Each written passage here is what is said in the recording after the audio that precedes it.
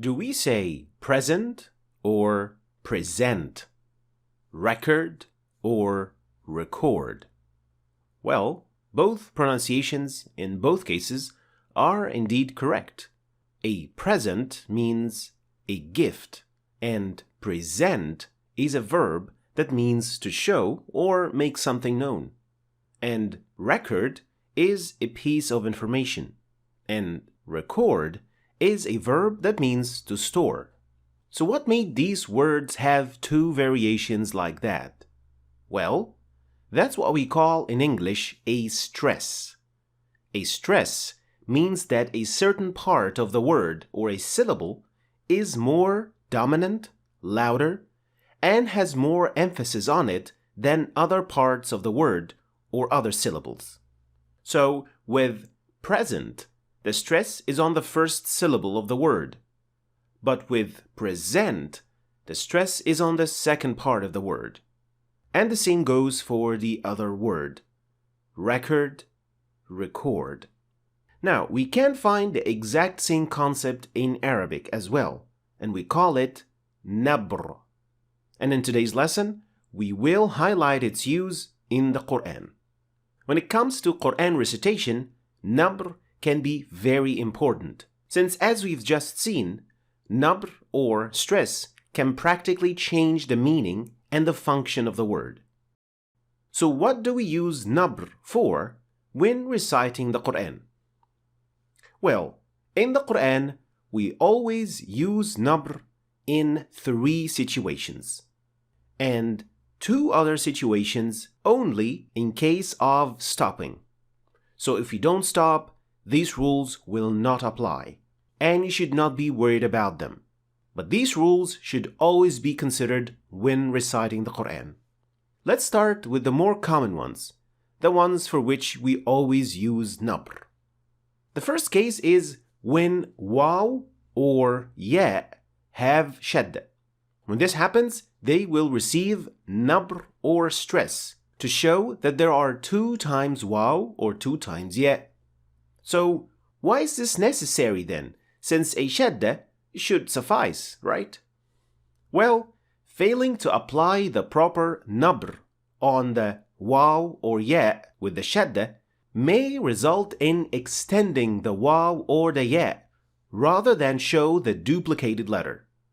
This is actually one of the very common mistakes in Surah Al-Fatiha, and the mistake sounds like this. إِيَّاكَ نَعْبُدُ وَإِيَّاكَ نَسْتَعِينُ. While there are 2 ya in this ayah, so they should sound like this. إِيَّاكَ نَعْبُدُ وَإِيَّاكَ نَسْتَعِينُ. So you are supposed to show that there are 2 ya. إِيَّاكَ, not إِيَّاكَ. That is 1 extended ya, that is not 2. So, إِيَّاكَ نَعْبُدُ وَإِيَّاكَ نَسْتَعِينُ. Another example that involves the waw. خُذُوا مَا آتَيْنَاكُمْ بِقُوَّةٍ وَاذْكُرُوا. Notice I said بِقُوَّة, not بِقُوَّة. So, خُذُوا مَا آتَيْنَاكُمْ بِقُوَّة is not correct. You have to show the stress on the waw by showing that there are 2 waws in this case. خُذُوا مَا آتَيْنَاكُمْ بِقُوَّةٍ. The second case when we have to apply stress is when performing mad lazim. Now, mad lazim requires a mad letter, waw, alif, or ya, that is followed by a letter that has shadda. So when we get to that letter with shadda, you have to apply stress or nabr on that part to highlight the duplicated letter that would otherwise be overshadowed by the med of alif, waw, or ya. Let's hear this example. وَحَاجَّهُ قومه. So notice I said وحاجه قومه, not وحاجه قومه. That is not correct. The stress is on the second part of this word, in this case, on the jim that has shadda on top. The same thing is repeated in Surah Al-Fatiha in the last ayah, when we say غير المغضوب عليهم ولا الضالين. The third case when we apply stress is with the words قال, استبقى, ذاقى. These three words end with an alif. We call this alif the alif of the two, or in Arabic, alif al-ithnain, which indicates that this verb is done by two people. And in certain situations, in case of iltiqa'u sakinain, this alif cannot be pronounced. I elaborated much more on this topic in this lesson, so check it out right now if you want to understand this point even better. So, in case of iltiqa'u sakinain, when you drop the alif that comes at the end of the word, like قال. Now, with the alif at the end of this verb dropped, it will sound more like قال. And in order to get over this problem, we have to apply a stress on the last part of the word so that it sounds different from the singular form of the same verb. So we say وقال الحمد لله, not وقال الحمد لله. So the difference is between وقال الحمد لله against وقال الحمد لله. The first one gives an indication that there used to be the alif of the two, so that I know that this verb indicates that it was done by two people. Another example. واستبق الباب وقدت قميصه. Now, if I don't apply stress on the last part of the word, it would sound more like this was done by one person, like this. واستبق الباب وقدت قميصه. And here you have to remember, and I have to give a reminder, that the alif is not pronounced. The alif is dropped because of iltiqa'u sakinain. So under no circumstances you can say واستبق الباب. That is absolutely not correct, and you should not read like that. One more example. فلما ذاق الشجرة بدت لهما سوآتهما. So we say ذاق الشجرة instead of ذاق الشجرة, because ذاق الشجرة would be singular. So these were the three cases when you always apply a stress or nabr. The other two cases happen only when you stop at a word. And the first case of which is when you stop at a hamza that comes after a med. The stress in this case functions as a way to show that there is a hamza at the end of the word.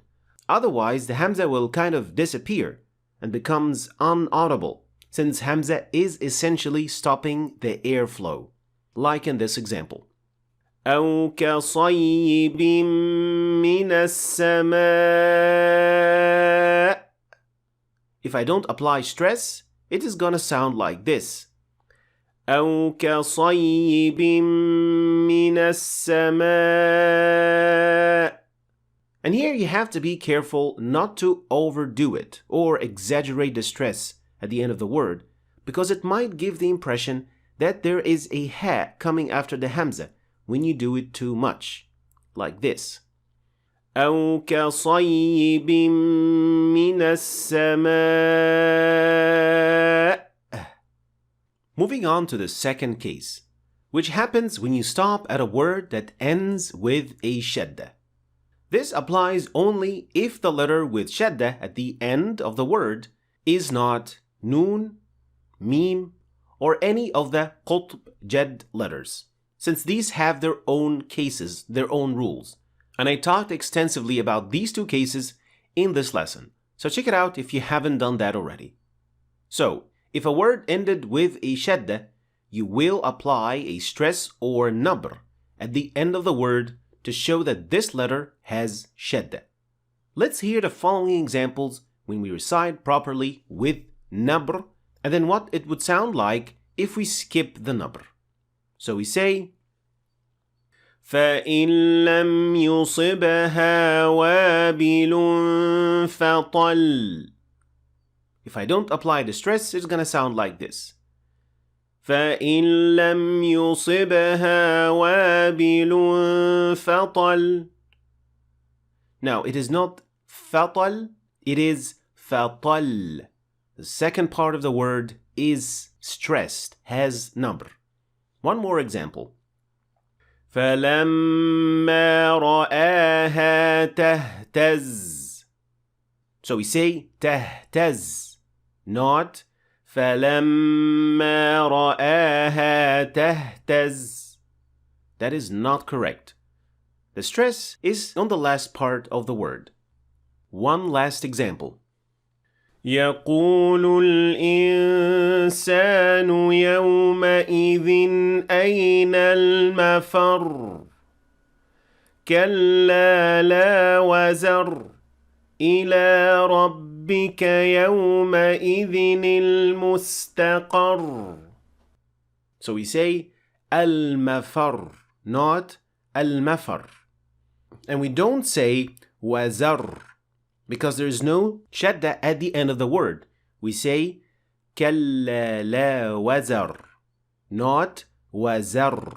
That is not what the word is. But at the end of the following ayah we say المستقر, not المستقر. So we don't say إلى ربك يومئذ المستقر. That is not correct.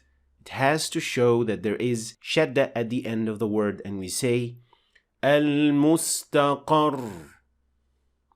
Finally, if you're still unable to hear the difference with and without the stress or nabr, or you're still unable to produce it properly, don't worry. Nabr is a concept that is meant to perfect your recitation and make it as beautiful as possible. That's why it belongs to the advanced skills. So take your time with learning the basic Tajweed rules, and you will get this skill in time, insha'Allah. So in a nutshell, stress or nabr means you will say a part of the word louder, clearer, with more emphasis on it so that the word is properly pronounced. You always apply nabr on the part of the word that has ya or waw with shadda, or when performing mad lazim on the letter with shadda, and on the last part of the word qala, istabaqa, and dhaqa in case of iltiqa'u sakinain, and you apply it only when stopping at the word that ends with hamza after a mad, and with words ending with shadda. Thanks for watching. If you want to start your journey to learn the tajweed of the Quran, you can click on this link. And if you want to understand the Quran in Arabic, then you should click on that link. And finally, I hope you've learned something new today, and I will see you next time.